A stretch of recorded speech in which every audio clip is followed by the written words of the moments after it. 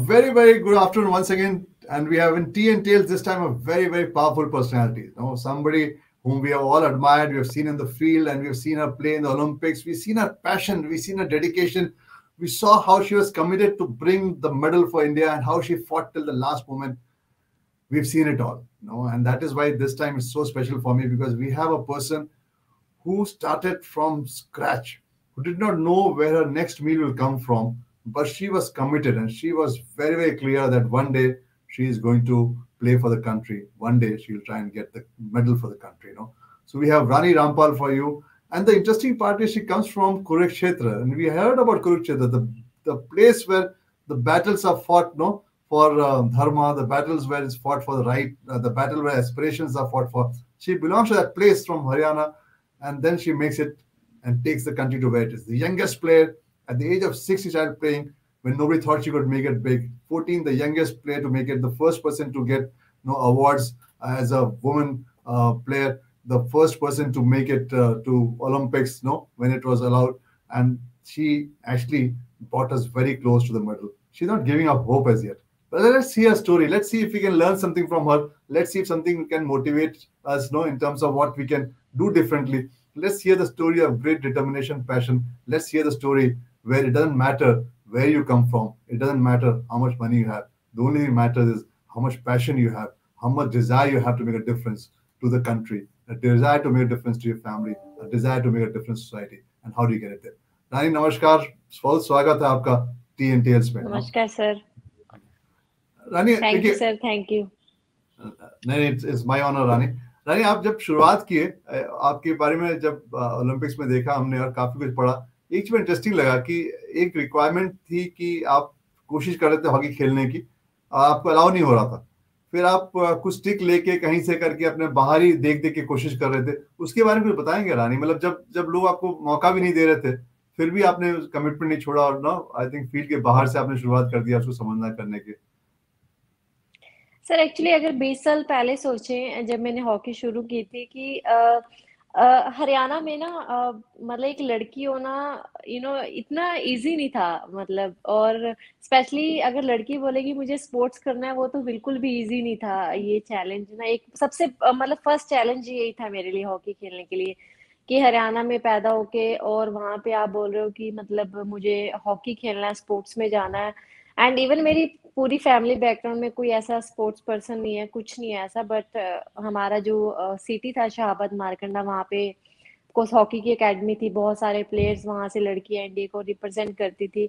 तो मुझे लगा कि मुझे भी करना चाहिए, खेलना चाहिए. मैं उस स्कूल में पढ़ती थी, मैं उनको देखती थी, तो मुझे लगा कि मुझे भी करना है. बट जब मैंने अपने पेरेंट्स को फर्स्ट टाइम बोला कि मुझे हॉकी खेलना है, स्कूल से जाने के बाद बोला, एंड दे वर लाइक कि मुझे ऐसा लगा मैंने कोई क्राइम कर दिया, मतलब मैंने उनको कुछ ऐसा बोल दिया. क्योंकि फर्स्ट थिंग उनके दिमाग में सबसे पहले आई कि हम नहीं खिलाएंगे, हॉकी तो नहीं खिला सकते, लोग हमें क्या कहेंगे, मतलब ना. और जब उन्होंने 2-3 दिन मतलब डिस्कस किया रिलेटिव से एंड ऑल, सबने बोला कि आप मत भेजो, मत खिलाओ, लड़की है, आपको बैड नेम ही लेके आएगी कल को अगर आप इसको बाहर भेजोगे एंड ऑल ना. देन मेरे पेरेंट्स, मतलब सबको पता है, एजुकेटेड भी नहीं है, तो उनके लिए स्पोर्ट्स को समझना या मेरे पैशन को समझना बहुत मुश्किल था. And I never blame them actually कि उन्होंने ऐसा क्यों किया, बिकॉज बहुत सारा उनके ऊपर भी प्रेशर रहता था. एंड बट स्टिल काफी जिद के बाद मैंने उनको मनाया कि मुझे एटलीस्ट एक चांस दो, सिर्फ एक चांस. अगर एक बार मुझे खेलने दोगे और मैंने 1-1.5 साल तक मैंने कुछ नहीं किया, तो आप मुझे हटा लेना हॉकी से ना, मतलब. तो देन मेरे पापा एग्री हुए कि ठीक है. बट स्टिल उनके मन में वो कहीं ना कहीं डर रहता था कि लोग हमें सुनाएंगे, बोलेंगे सब. मुझे लगता है गरीबी से ज्यादा चैलेंज वो था मेरे लिए हॉकी शुरू करना. देन सेकंड, तो आपको सबको पता है कि मैं जिस फैमिली बैकग्राउंड से आती हूँ, कि घर में जो भी था, मतलब ठीक है, बट ये था कि खेलना है किसी तरह ना. तो देखिए, स्टोरी बहुत सिंपल है रानी. आपकी ख्वाहिश थी मन में, आपकी जिद थी कि मुझे ना खेलना है और मुझे तरक्की करना है. और सब धीरे धीरे करके आप पुश करते रहे, और समाज के कितने अपोजिशन के बावजूद भी ना आपके पेरेंट्स सपोर्ट किए, और फिर आप जाके हॉकी खेलना शुरुआत किए. फिर सवाल उठता है, जब हॉकी खेलना शुरुआत किए और वहाँ रिक्वायरमेंट था कि जैसे आधा लीटर दूध पी के आना है या ये चीज चाहिए, और वो अपने पास था नहीं, आपके पास दूध थोड़ा कम भी था, या उठ के सुबह जाना था तो आपकी माँ रात भर जगती थी कि सुबह आपको उठा दे, और दूध कम तो उसे पानी मिला के भी आपने बोला नहीं सो पूरा कर लेते। बहुत सारे बच्चे ये सोचते हैं कि हमारे पास ये नहीं इसलिए मैं तरक्की नहीं कर सकता हूँ, मेरे पास ये नहीं कर सकता हूँ। आपके पास नहीं भी था तब भी उस सर्कमस्टेंसेज में आप किस तरह उसको बना के ना आप पहुंच के फिर भी पहुंच जाते थे कि नहीं मुझे जाना है करके।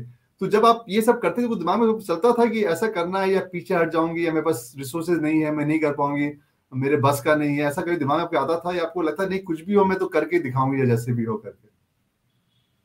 मुझे ना लाइफ में सर ऐसा लगता है कि लाइफ में ना स्टेप स्टेप बैक करना ना बहुत इजी होता है, कोई भी कर सकता है, मतलब ना अमीर से अमीर कर सकता है, गरीब से गरीब भी कर सकता है कि ठीक है चलो नहीं करते।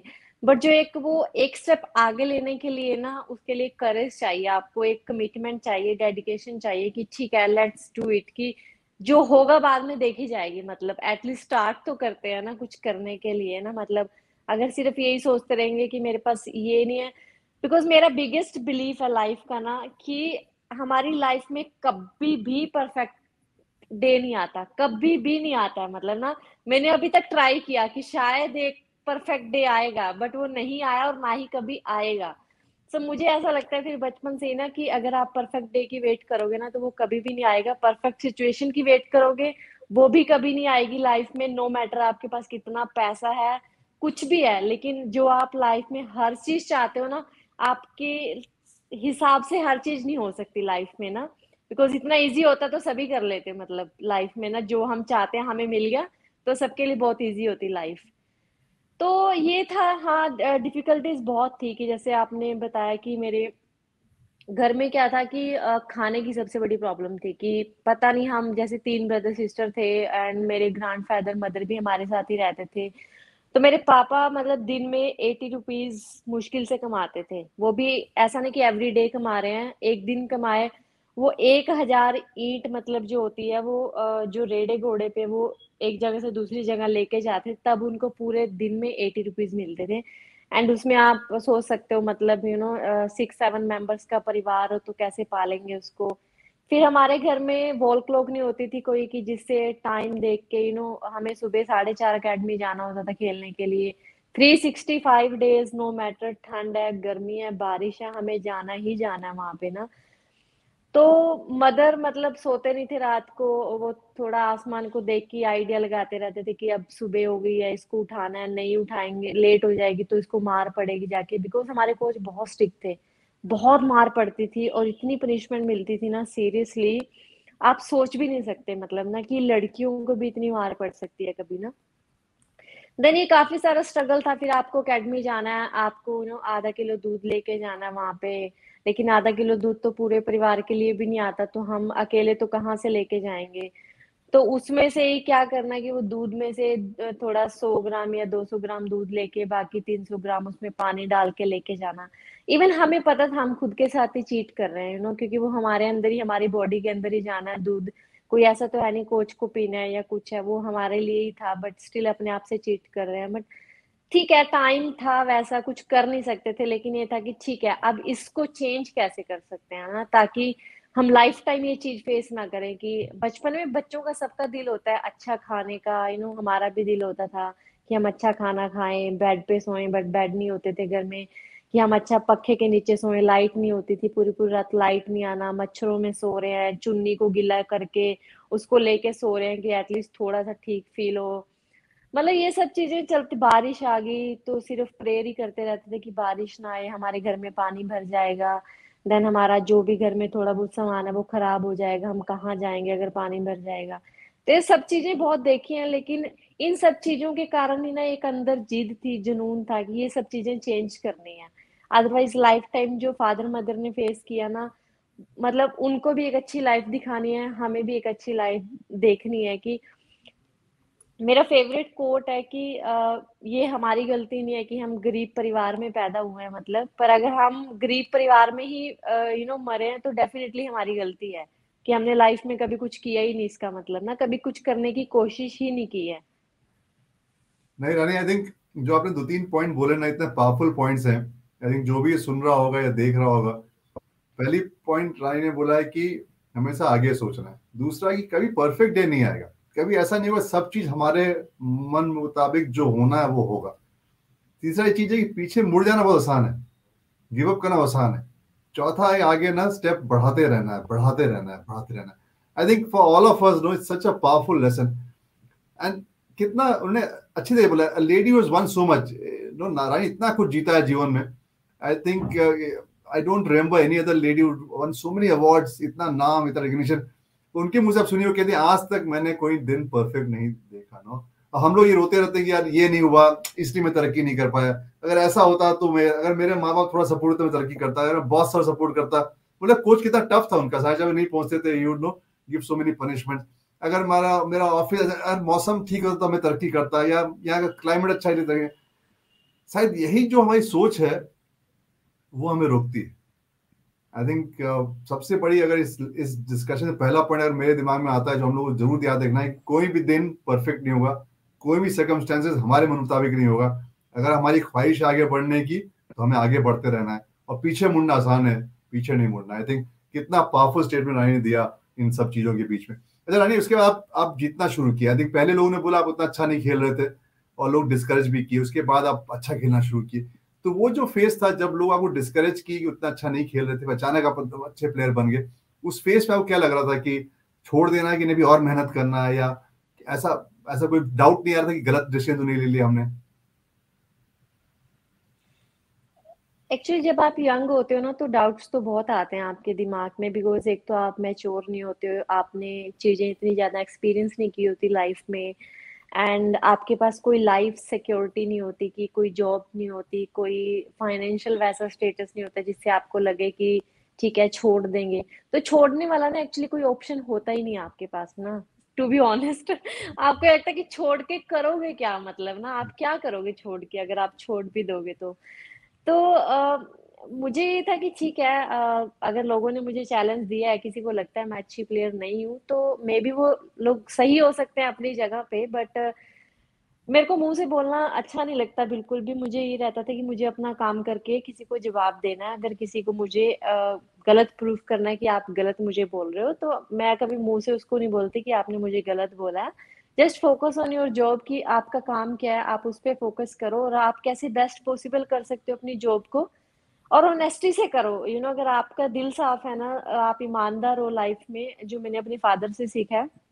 वो हमेशा बोलते थे बेटा कम खा लेना लाइफ में, लेकिन हमेशा ईमानदारी से कमा के खाना, मतलब ना कि कभी किसी चीज का लालच नहीं होना चाहिए, या किसी गलत तरीके से नहीं कमाना कभी लाइफ में ना।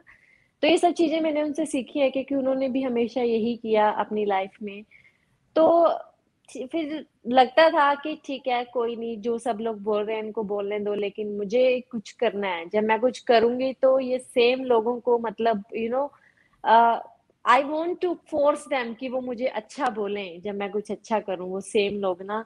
एंड मेरे ऊपर भगवान की भी बहुत कृपा रही है कि मैं भगवान में बहुत विश्वास रखती हूँ, कि हमेशा मैं यही प्रेयर करती हूँ कि मुझे मेहनत करने की हिम्मत देना बस। मैं कभी कुछ मांगती नहीं उनसे कि मेरे को लाइफ में ये दे देना, जॉब दे देना, मुझे इंडिया के लिए खिला देना, ये मैंने कभी नहीं मांगा भगवान से ना। बिकॉज अगर आप उस चीज के लिए काम करोगे ना, मेहनत करोगे, तो आपको वो चीज मिल ही जाएगी। तो स्पेशली अगर कुछ मांगना चाहिए तो मैंने हमेशा हिम्मत ही मांगी, कि मुझे हिम्मत देना वो सबसे लड़ने के लिए जो मेरे सामने है। That's all. And I think वही मेरे साथ हुआ, कि मेरे को भगवान ने हमेशा हिम्मत दी। एंड लोगों का सपोर्ट भी बहुत रहा, डिस्करेजिंग के साथ साथ सपोर्ट भी रहा, ऐसा नहीं है, बहुत सारे लोगों ने सपोर्ट भी किया। आई थिंक जो सबसे इम्पोर्टेंट पॉइंट ये है ना कि गिव अप नहीं करना है। अगर ख्वाहिश थी, चाहे कुछ भी हो जाए, और जवाब मुंह से नहीं देना है, जवाब अपने कर्म से देना है और परफॉर्मेंस देना है। और मेरी जिंदगी का अभी जो एक लर्निंग है रानी, वो यही रहा है कि ऐसा नहीं है जीवन में तकलीफ नहीं आता है। चाहे जितना भी आप किसी भी सक्सेसफुल रहो, बहुत तकलीफ आता है, सेल्फ डाउट आता है, लोग कहते हैं बेकार है, नालायक है, नहीं होने वाला है। और अगर मैं उनसे लग जाऊं बातचीत के में, या ना उनसे लड़ाई में लग जाऊं, तो मैं पीछे हट जाऊंगा। तो मेरे पिताजी कहते थे कि तब एक चीज याद रखना हमेशा, कि जो जो हारने वाला व्यक्ति है वो लड़ाई करता है, जीतने वाला व्यक्ति लड़ाई में अपना समय नहीं बर्बाद करता है, वो अपने कर्म पे बिल्कुल। फोकस करता है। नो, आई थिंक आप भी जब ये बिल्कुल। बोले मुझे वही बात याद आ गई। तो वो चीज हमेशा मैंने याद रखा है, कभी भी लड़ाई में टाइम नहीं वेस्ट करना। कोई क्रिटिसाइज किया, कुछ किया, सोचना है ठीक है शायद अभी उतना अच्छा नहीं हो भाई, और मेहनत करूंगा अच्छा होगा। और जब मेहनत करते ही बिल्कुल। जाएगा आदमी तो एक दिन अच्छा तो हो ही जाता है। तो लगन है, डेडिकेशन है, ईमानदारी है, सोच है। और मैंने तो जो आपकी भी कहानी है इसमें क्लियर दिखता है कि जब भी कोई व्यक्ति अगर बड़ा काम करने जा रहा है या बड़ा आदमी बन रहा है, तो उसमें एक चीज बहुत क्लियर है कि उसकी जिंदगी में जब जब उतना अच्छा नहीं कर रहा था या लोग क्रिटिसाइज कर रहे थे, उसने गिव अप नहीं किया, वो मेहनत करता रहा। और जो आपने बात की भगवान से, आपने खाली ये मांगी कि चाहे कुछ भी हो जाए मैं मेहनत कर सकूं और मैं अपने आप को और अच्छा कर सकूं, बस इतना ही भगवान देना, बाकी तो आ ही जाएगा। आई थिंक ये भी बहुत बड़ा पावरफुल चीज है। लोग जो अगर हम देखें भगवत गीता में लोग कहते हैं कि कर्म पे विश्वास करिए, फल तो ना चिंता नहीं करिए, वो तो आ ही जाएगा। आई थिंक ना आपने वही बात कही कि कर्म पे आप फोकस करते रहे, फल तो आ ही गया। तो आई थिंक ये भी बहुत जरूरी चीज, ये ना सोचते रहे कि ये मिलेगा वो मिलेगा ऐसा करना है। कर्म क्या है, अपने आगे बढ़ना है, ईमानदारी और मेहनत से करना है, फल तो आ ही जाएगा। आई थिंक रानी कितनी अच्छी बड़ी बात आपने कही ना इस पे। आई थिंक श्री कृष्ण जी यही बात भगवत गीता में कहे जो आपने अभी ना इसको अपने कहानी में बताई, बहुत अच्छा लगा रानी सुन के। अच्छा रानी, इसके बाद आपको इनाम मिलने लगे है ना, और आप ना आपका नाम बढ़ने लगा, आप डिबेट किए 14 साल में, आप ना यंगेस्ट प्लेयर बने, फर्स्ट लेडी अवार्ड आपको मिला। आई थिंक खेल रत्न किसी को नहीं पहले मिला था, आप सबसे पहले मिला। तो जब आपको ये सब इनाम मिलने लगे तो उस समय आपको क्या लगा, मैं बहुत बड़े इंसान बन गई, अब ठीक है, अब तो जो भी हो जाए कुछ ऐसा ही करके, या उस समय आपको आपके इमोशंस कुछ चेंज हुए कि एक तरह आप स्ट्रगल करके मेहनत करके पहुंचे, अब रिजल्ट आने लगे, आपको इनाम मिलना शुरू हो गया, तो आपको क्या लगा बस हो गया, अब जीवन में जो चाहिए था हो गया, अब कोई चिंता नहीं, अब बैठ जाता है आराम से। उस समय कैसा लगा आपको?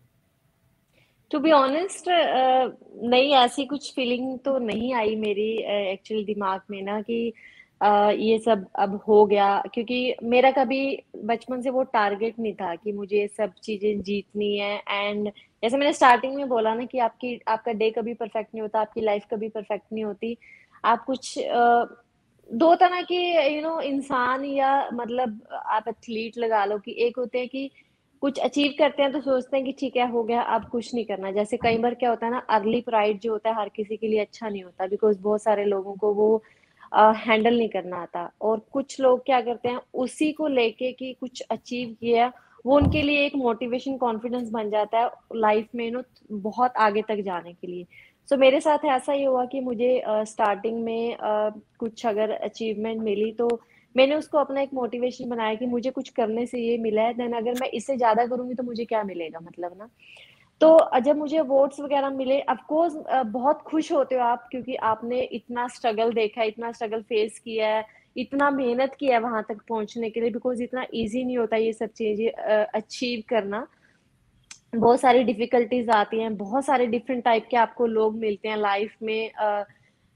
बहुत खुशी हुई मुझे कि मैं पहली वुमेन हॉकी प्लेयर बनी, कि मुझे खेल रत्न मिला एंड पद्मश्री मिला। तो मुझे लगा कि एक्चुअली गवर्नमेंट ऑफ इंडिया ने सिर्फ मुझे ही मतलब रिकॉग्नाइज नहीं किया है, वुमेन हॉकी को एक्चुअली रिकॉग्नाइज किया है कि एटलीस्ट वुमेन हॉकी प्लेयर भी सोच सकता है कि उसको भी खेल रत्न मिल सकता है, जो पहले हम कभी सोचते नहीं थे कि किसी वुमेन हॉकी प्लेयर को भी खेल रत्न मिल सकता है।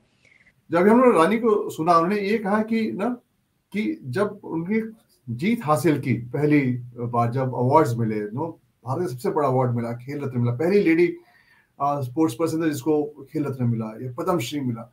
मतलब जब आदमी को अवार्ड मिलता है तो नॉर्मली आदमी ना सोचता है यार अब तो मैं जो चाहता था सब कुछ पा गया, अब जीवन में कुछ रखा नहीं है, मैं तो भगवान हो गया ना।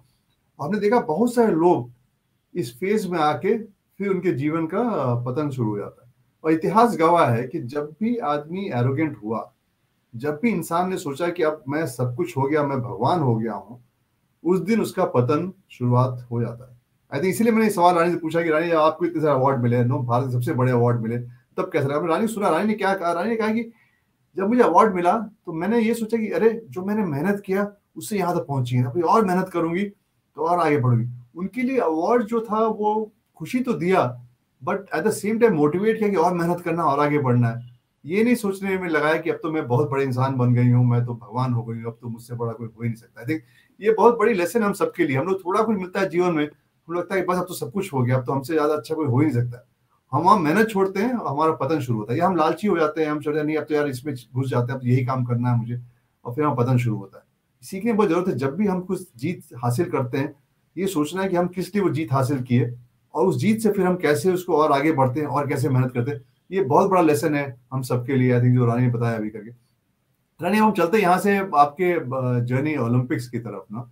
अब ओलंपिक्स में जाना था, आपने पहले बार ओलंपिक्स गए और ये सोचना भारत रिप्रेजेंट करेंगे, आप कैप्टन बन गई हॉकी टीम की, तो आपके मन में क्या जज्बा था, कि क्या सोचे थे आपने, हम क्या करेंगे या किस तरह से क्या करना है, या क्या सोचते थे हम अपने देश के लिए ऐसा कुछ करके दिखाएं कि लोग याद रखें? तब आपकी कैसी फीलिंग थी रानी? मेरी एक्चुअली स्टार्टिंग जो थी ना इंडियन टीम की, डेब्यू जब मैंने किया था वो ओलंपिक क्वालिफायर्स में ही किया था 2008 में। एंड इतने बड़े टूर्नामेंट में डेब्यू करना मेरे लिए बहुत एक एक क्या बोलेंगे अचीवमेंट भी थी, बट सेम टाइम पे एक बहुत बड़ा चैलेंज भी था कि कहाँ टीम ओलंपिक्स के लिए क्वालिफाई के लिए जा रही है, जहाँ पे इंडिया के वो प्लेयर खेल रहे हैं जो ऑलरेडी इंडिया को 10-10 सालों से रिप्रेजेंट कर रहे हैं, एंड वहाँ पे 14 इयर्स का कोई बच्चा जा रहा है उनके साथ। तो वो बहुत बड़ा चैलेंज था मेरे लिए। एंड मैंने जब देखा कि हम क्वालिफाई नहीं कर पाए इस टूर्नामेंट में, हमारे बहुत सारे जो सीनियर प्लेयर्स थे जिनको ऑलमोस्ट जिनका करियर का एंड था, वो बहुत रो रहे थे कि हम क्वालिफाई नहीं कर पाए। And I feel so bad कि यार उनके करियर का एंड है यार, वो कब से इतने सालों से इस चीज के लिए लगे हुए हैं, वो कर नहीं पाए। देन 2012 में फिर हमने इंडिया में एक और 4 साल के बाद ओलंपिक क्वालिफायर खेला। देन फाइनल्स में हम 3-1 से साउथ अफ्रीका से हार गए। हम अगेन क्वालिफाई नहीं हुए। एंड आई स्टिल रिमेम्बर कि मैं रात को 3 बजे तक अपने होटल के रूम के बाहर बैठ के रो रही हूँ कि फील लाइक कि मेरा करियर खत्म हो गया है। एंड एक एथलीट का ड्रीम होता है सबका ना कि आप ओलंपिक्स में अपनी कंट्री को रिप्रेजेंट करो, या एक टीम का ड्रीम होता है और वहां पे मेडल जीतो। तो ऑलरेडी 2 बार ऐसे हो चुका है, 2008 में हो गया, 2012 में ऐसा हो गया। बट देन अगेन मेरे कोचेज ने, टीममेट्स ने, सबने काफी, पेरेंट्स ने हेल्प किया कि ऐसा नहीं होता है, एक टूर्नामेंट हारने से कभी करियर खत्म नहीं होता है, लाइफ खत्म नहीं होती है। अगेन मेहनत करो। तो शायद कई बार होता है ना लाइफ में, कोई चीज बहुत मुश्किल से मिलती है ना, जब आपको स्ट्रगल कर करके मिलती है तो आपको उसकी वैल्यू भी ज्यादा पता रहती है कि आपको कैसे मिली है वो।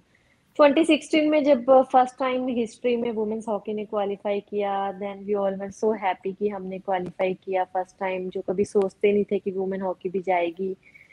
देन वहां पे हमने 12 टीम में से 12 फिनिश किया, and which was like a nightmare हम सबके लिए कि हमने 12 टीमों में से 12 फिनिश किया है। इवन सबने बोला कि ठीक है, पहला ओलंपिक्स था तुम्हारा सबका, किसी को एक्सपीरियंस भी नहीं था, कोई बात नहीं।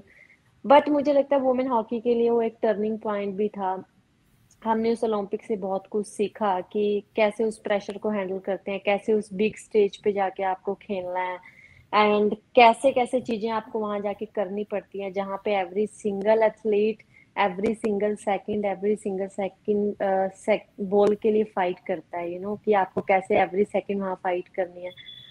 वहां से सब सीखा। देन हमने अभी 2020 में जब क्वालिफाई किया था, उसके बाद कोविड आ गया, फिर पोस्टपोन हो गया ओलंपिक्स। एंड वो एक बहुत बड़ा चैलेंज था, क्योंकि एक एथलीट के लिए ना 1 साल अपने आप को मेंटली, फिजिकली, इमोशनली पुश करना बहुत मुश्किल होता है, बिकॉज आपको एवरी सिंगल डे वो सेम माइंडसेट के साथ काम करना पड़ता है, सेम हंगर के साथ काम करना पड़ता है अगर आपको कुछ अचीव करना है।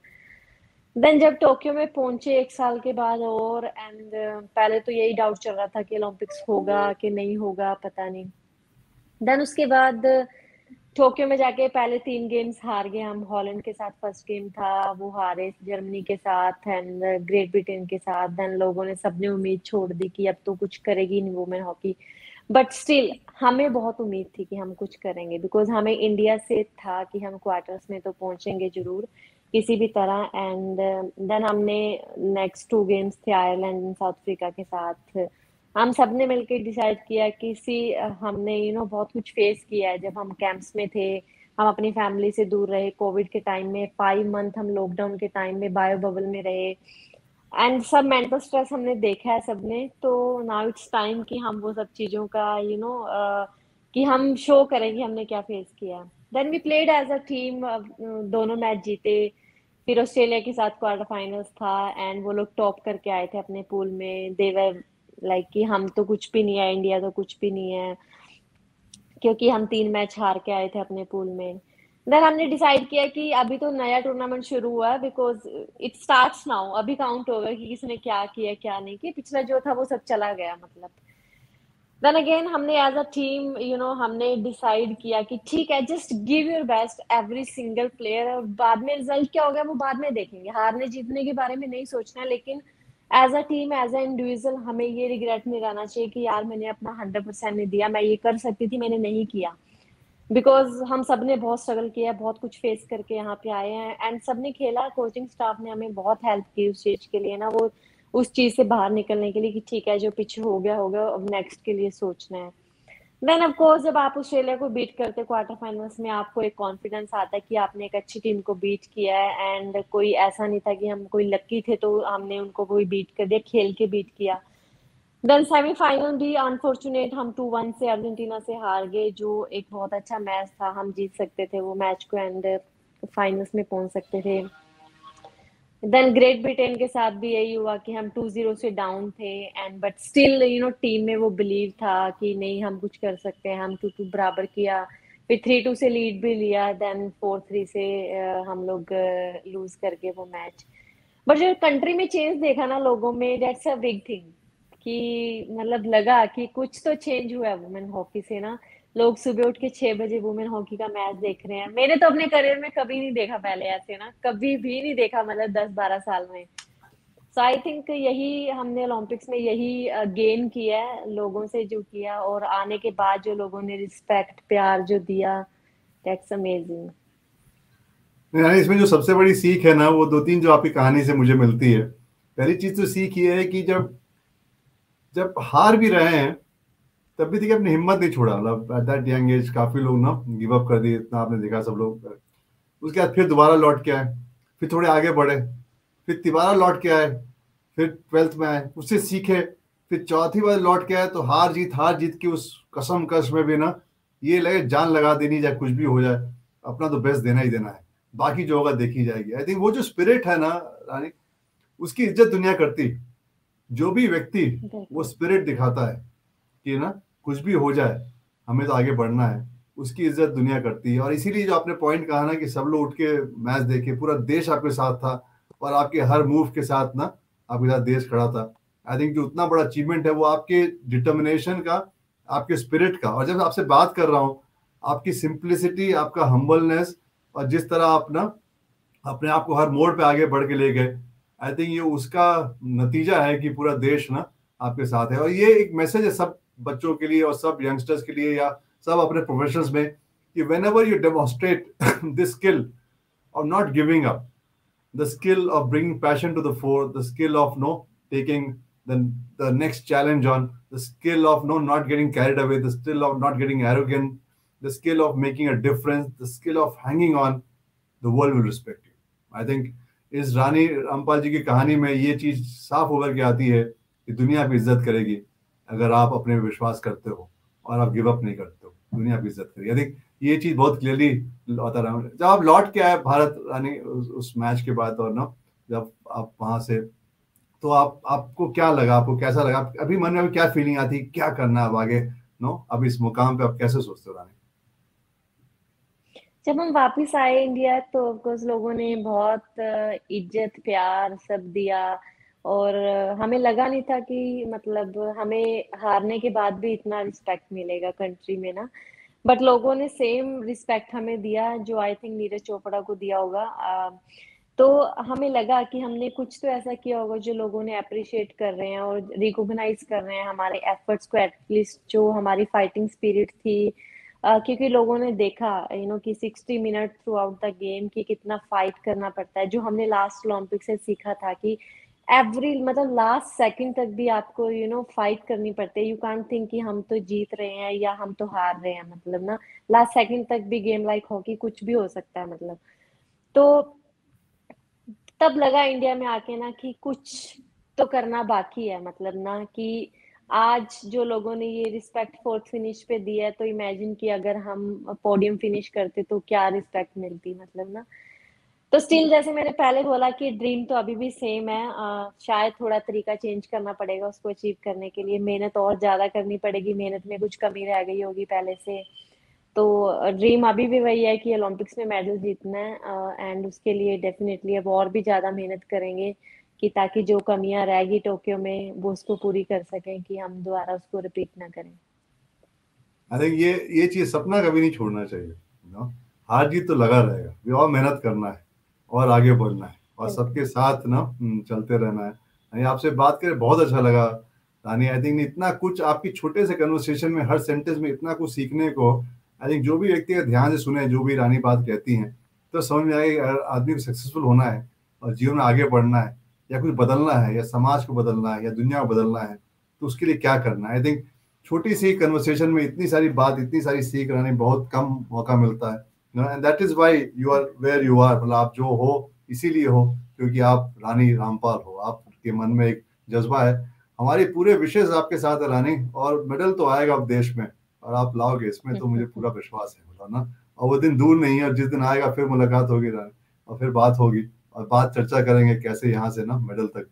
थैंक यू तपन सर, मुझे भी बहुत अच्छा लगा आपसे बात करके कि आप इतने बड़े कॉर्पोरेट हाउस में काम करते हो, आप खुद इतने बड़े इंसान हो, मतलब और इतने अच्छे इंसान हो। एक्चुअली मैं बोलूंगी कि मुझे सच में नहीं लगा कि मैंने इतने बड़े किसी कॉर्पोरेट के हेड से बात किया। मतलब आप इतने very down to earth, very humble and kind person, and specially जो आप लोगों ने मतलब बजाज आलियंस जनरल इंश्योरेंस ने केयर फॉर हॉकी जो कैंपेन शुरू किया है, I really hope and I really believe कि इससे बहुत ज़्यादा बच्चों को फायदा होगा, स्पेशली उस एज पे जब उनको सपोर्ट चाहिए, जिस चीज़ की सपोर्ट चाहिए।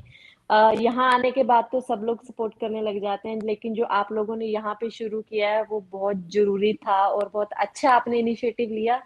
एंड आई रियली विश कि और भी कॉर्पोरेट्स आप कि बजाज आइलैंड्स को देख के और भी आगे आए और ज्यादा लड़कियों को हेल्प करें, ताकि ज्यादा से ज्यादा हमारे देश में लड़कियां हॉकी खेलें। And one day you can say कि हमने इस बच्चे को थोड़ा सपोर्ट किया and now they are finishing on the Olympic podium.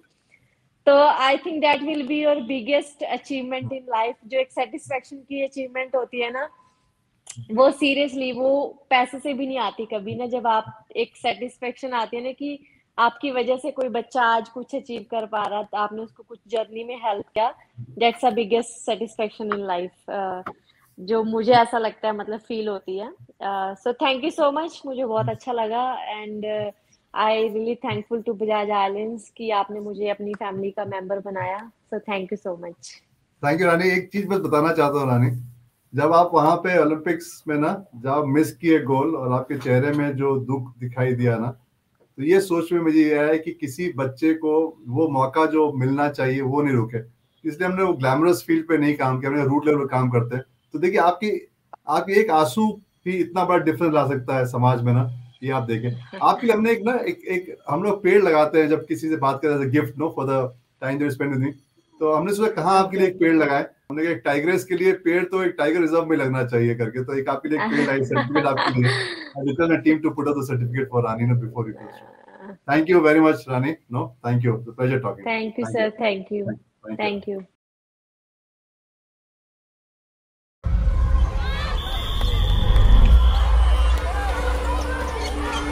Hockey के सामान का पैसा कहाँ से आएगा?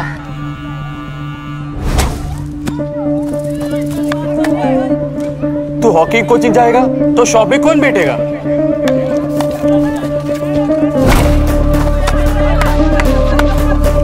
ओ पुत्र, मैच खेडन जाएगा तो खेती कौन करेगा?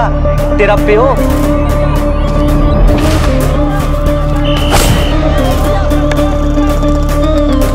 इतने घने ऊंचे सपने ना देख, यो ना पूरे होंगे।